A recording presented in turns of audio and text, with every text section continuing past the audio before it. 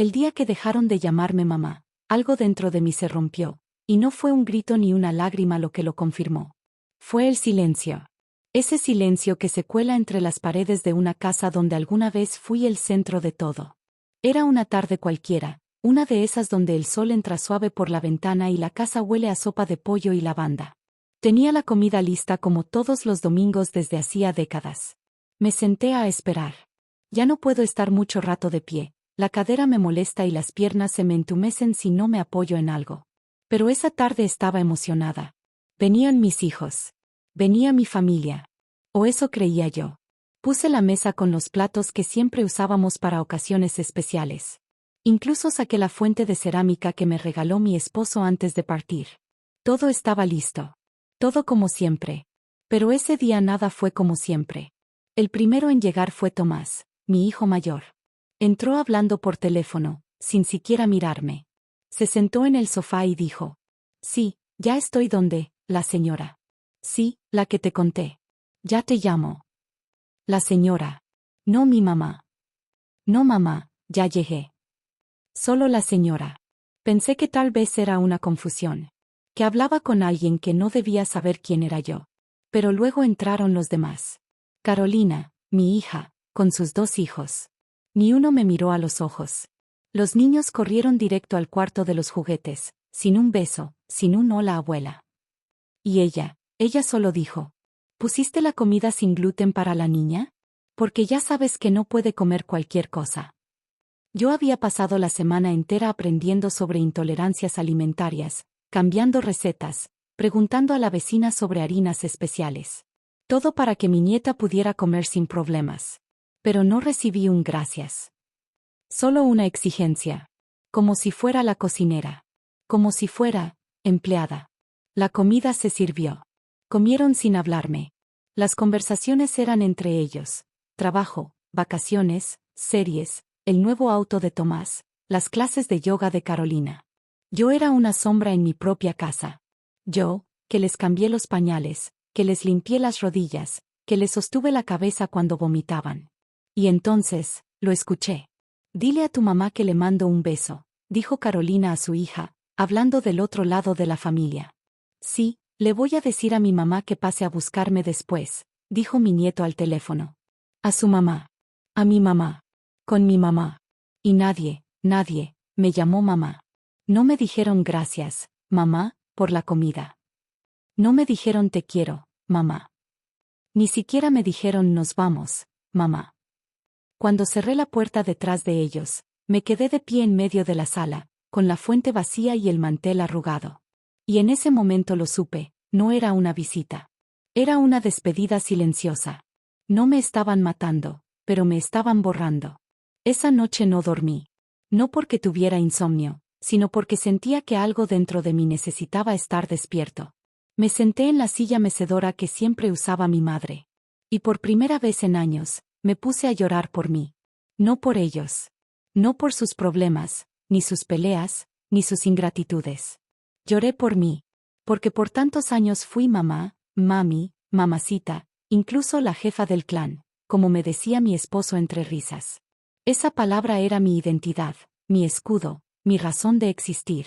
Pero ahora, era una palabra vacía, un título que parecía haber sido revocado sin previo aviso. Me pregunté muchas cosas en ese silencio.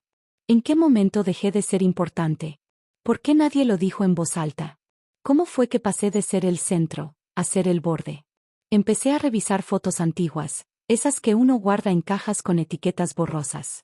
Ahí estaba yo, cargando bebés, enseñando a andar en bicicleta, sentada en fiestas escolares, empacando mochilas, curando fiebres, sirviendo platos, quedándome despierta hasta que todos llegaban. Ahí estaba yo, siempre ahí. Pero nadie enseña qué hacer cuando ya no te necesitan. Nadie te dice qué se siente cuando tus hijos ya no te ven como madre, sino como una figura lejana, decorativa. Una especie de mueble con emociones que no se atreven a tocar. Y en medio de esas preguntas que se enredaban como lana vieja, recordé a mi propia madre. Cuando mi padre murió, yo tenía 29 años. Me volqué por completo en mis hijos, en mi casa, en ser la madre que ella fue para mí. Pero nunca la llamé tanto como debería. Nunca la visité tanto como ella merecía. Siempre había algo más importante: el trabajo, los niños, el cansancio. Y entonces me golpeó algo brutal. ¿Y si ahora estoy pagando el mismo olvido que yo causé? Esa idea me partió el alma. Pero también me despertó. Basta, me dije en voz baja. Basta de esperar que me nombren para existir. No necesito que me llamen mamá para saber quién soy. Porque aunque el mundo entero se olvide, yo no voy a olvidarme de mí. A la mañana siguiente, me levanté más temprano que de costumbre. Limpié la casa sin lágrimas, con fuerza. Tiré papeles viejos, regalé ropa que ya no usaba. Pero lo más importante, me miré al espejo y me presenté como si fuera una desconocida. Mucho gusto, dije, con una sonrisa. Me llamo Elena. Y soy mucho más que mamá. No sabía qué haría con mi vida exactamente. Pero tenía claro que no podía seguir esperando que otros me dieran un lugar. Tenía que tomarlo. Recuperarlo. Redibujarlo si era necesario. Ese fue el día en que algo renació en mí. El día en que entendí que, aunque mis hijos me dejaran de llamar mamá, yo aún tenía una voz. Y podía volver a usarla. La semana siguiente fue como aprender a caminar con zapatos nuevos. Al principio incómoda, temerosa, insegura, pero con cada paso, un poco más firme. Ya no cocinaba de más, ya no esperaba llamadas que no llegaban. Y lo más importante, dejé de justificar su olvido. Empecé a notar cosas que antes no veía. El cielo tenía matices que no recordaba, los árboles del parque seguían ahí como si esperaran que volviera a mirarlos. Y una tarde, sin pensarlo demasiado, salí. No para hacer compras ni ir al médico, como lo hacía siempre. Esta vez salí por mí. Me puse un pañuelo rojo, me pinté los labios, ese color que a mi hija le parecía demasiado llamativo para tu edad, y me fui caminando a la biblioteca del barrio. Quería leer algo nuevo. Quería sentirme viva. Allí conocí a Clara. Una señora unos años menor que yo, con una energía cálida que me recordó a las mujeres de antes. Estaba hojeando un libro de poemas cuando me dijo: ¿también estás escapando un rato de casa? Me reí. Pero luego, sin saber por qué, le conté todo. Lo del almuerzo, lo del silencio, lo de que me dejaron de llamar mamá. Y ella solo asintió y dijo: a mí me pasó hace 3 años. El día que mi hijo me dijo que no me preocupara tanto, que ahora su esposa se encargaba de todo. Fue como si me pusieran una cortina entre ellos y yo. Nos quedamos en silencio. No necesitábamos decir mucho más. Nos habíamos entendido con una sola herida compartida. Desde ese día, empecé a encontrar pequeños lugares donde sí existía. Donde no era la que sobró, ni la que estorba, ni la que envejeció. Me inscribí en un taller de escritura para adultos mayores. Al principio escribía relatos sobre mi infancia, luego sobre mis sueños, y después, empecé a escribir sobre mí, sobre Elena. No la mamá. La mujer. Mis compañeros del taller me animaban, me hacían reír. Una vez incluso me invitaron a leer en un evento público. Y aunque me temblaban las manos, fui. Leí un texto que titulé La mujer que vivía para todos, hasta que decidió vivir para sí. Ese día no hubo aplausos fingidos ni sonrisas por compromiso. Hubo miradas sinceras. Gente que me escuchaba por primera vez sin saber nada de mí. Y eso fue liberador. Porque entendí que aún tenía mucho por dar, pero no a quienes me ignoraban, sino a quienes me veían. Volví a casa esa noche con el corazón lleno. Y por primera vez en mucho tiempo, encendí la lámpara de la sala no para esperar visitas, sino para leer, para escribir, para estar conmigo. Sí, seguía siendo madre. Pero ya no era solo eso. Era Elena. Y estaba volviendo a nacer. Una tarde de sábado, mientras escribía en el jardín sobre la paz que me estaba descubriendo, sonó el timbre. No era común que alguien viniera sin avisar, así que me sorprendí. Abrí la puerta, y allí estaba Tomás, mi hijo mayor.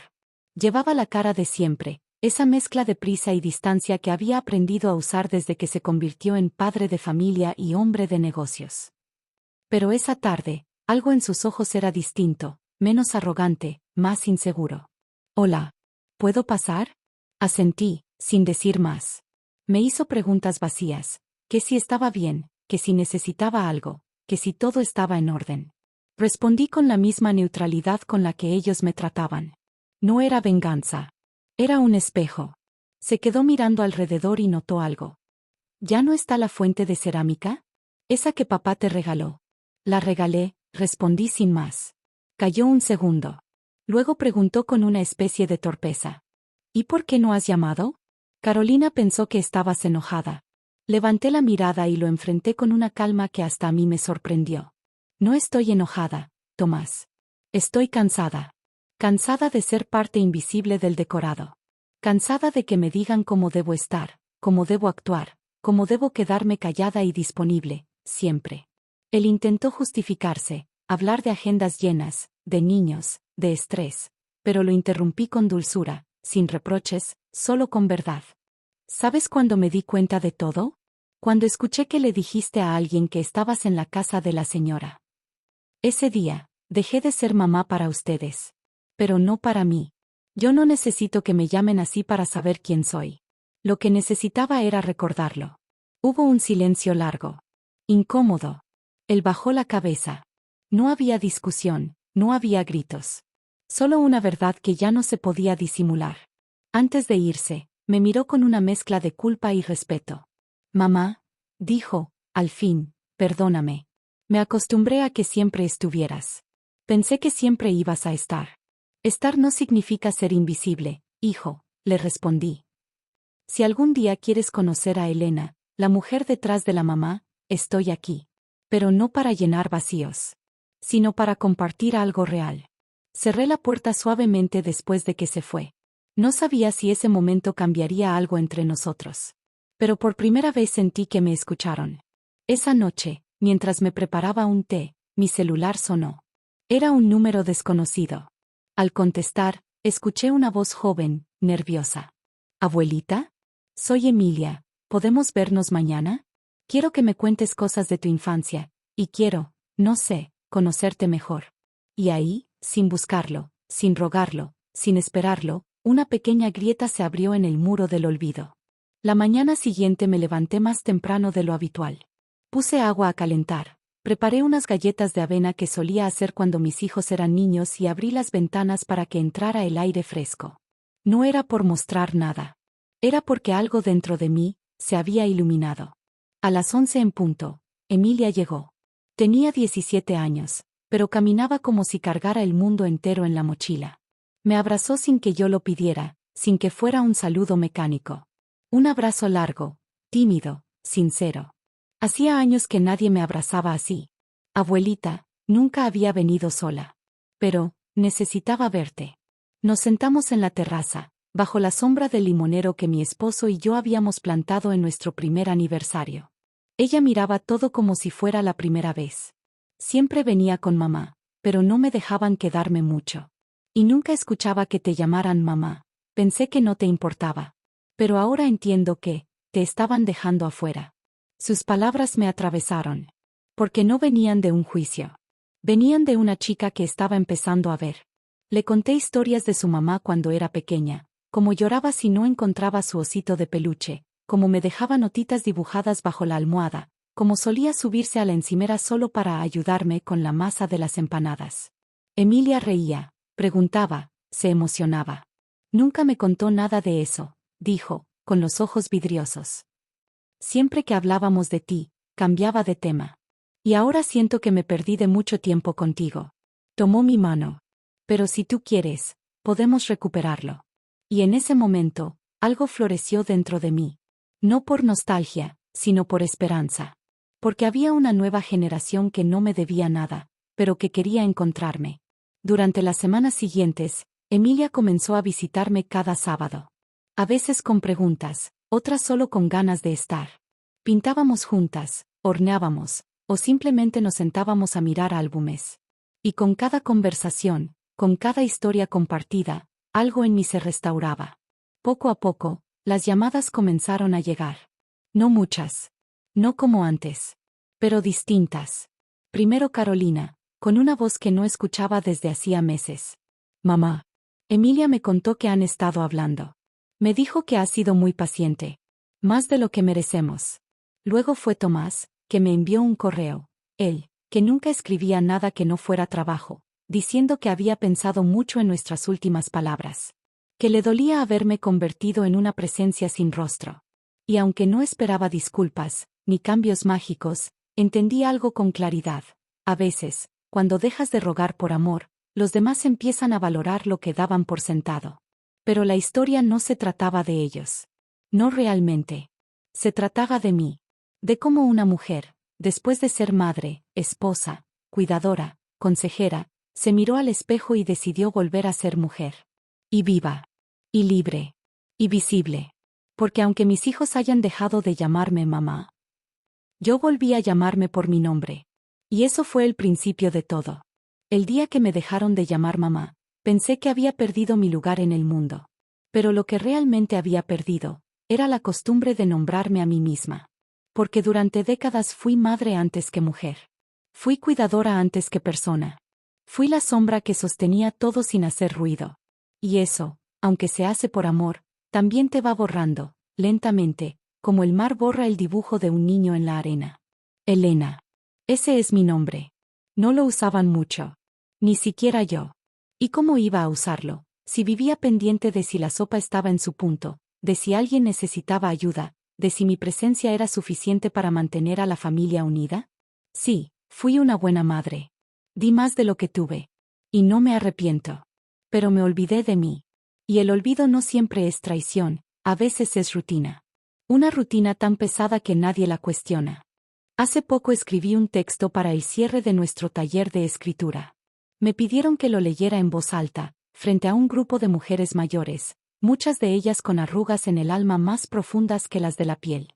Eran mujeres valientes, silenciosas, de esas que han vivido tantas vidas dentro de una sola. Y esa noche, con el corazón firme y las manos tranquilas, me paré frente a ellas, no como una sobreviviente, sino como una mujer que había despertado.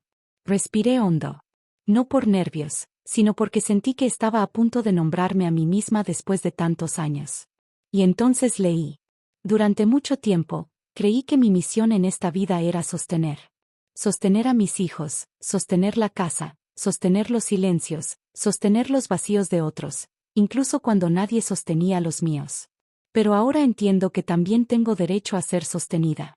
No por obligación, no como carga ni como pobrecita, sino como ser humano, como mujer, sostenida por mi propia voz, por mis propias manos, por la dignidad de haber dado tanto, sin dejar de tener derecho a recibir. Ya no me basta con ser la mamá de. Ya no me alcanza con ser solo la cuidadora, la disponible, la silenciosa. Porque también soy todas las otras versiones de mí que dejé guardadas en los cajones del deber. La joven que soñaba. La mujer que reía sola frente al espejo. La lectora voraz, la caminante sin destino, la que bailaba sin que nadie la viera.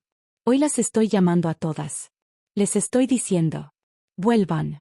No es tarde. Esta vez, me toca a mí. Hubo un silencio largo, profundo, como si todas estuviéramos llorando lo mismo. Como si en esa pequeña sala se hubieran roto décadas de represión contenida. Luego, un aplauso suave, íntimo, respetuoso.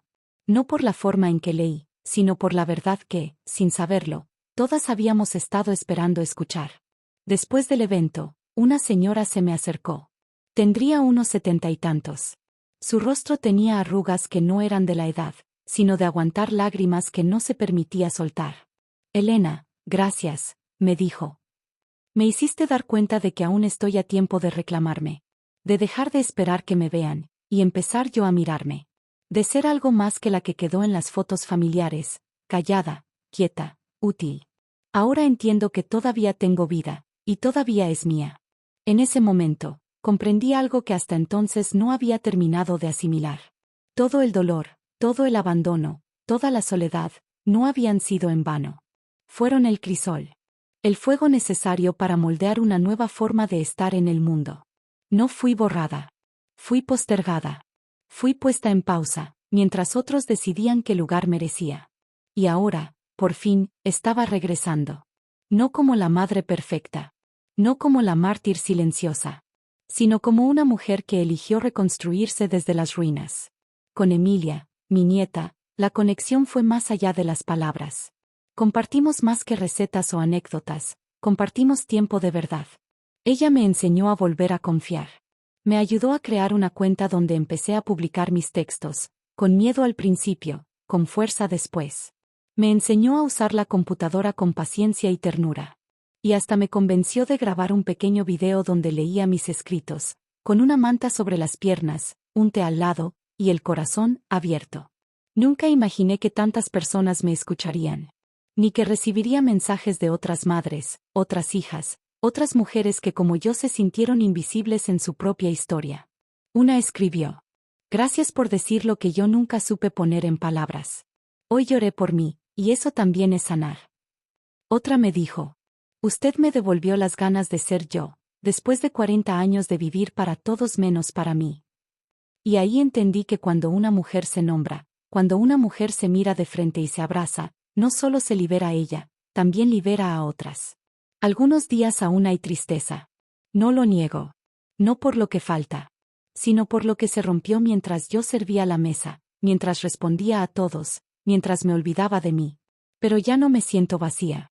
Ahora tengo un pacto sagrado conmigo misma. Nunca más permitiré que me borren. Nunca más aceptaré ser llamada solo cuando hace falta. Nunca más dejaré de nombrarme, de validarme, de mirarme con la misma ternura que di a otros. Y si un día mis hijos vuelven a decirme mamá, que sea con todo lo que esa palabra merece. Con respeto, con amor real, con memoria. Porque ser madre no es un deber. Es una historia. Una presencia viva. Un amor que no se exige, pero que tampoco debe olvidarse. Hoy soy Elena. Madre. Abuela. Escritora. Mujer. Y sobre todo, presente. No como adorno de una familia. No como recuerdo de una función que se cumplió. Sino como alguien que decidió quedarse para sí. Porque a veces, la vida nos quita un nombre para obligarnos a recuperar todos los que dejamos atrás. Y cuando eso ocurre, no es el fin. Es el renacimiento más valiente que existe. Volver a ser tú. Por ti.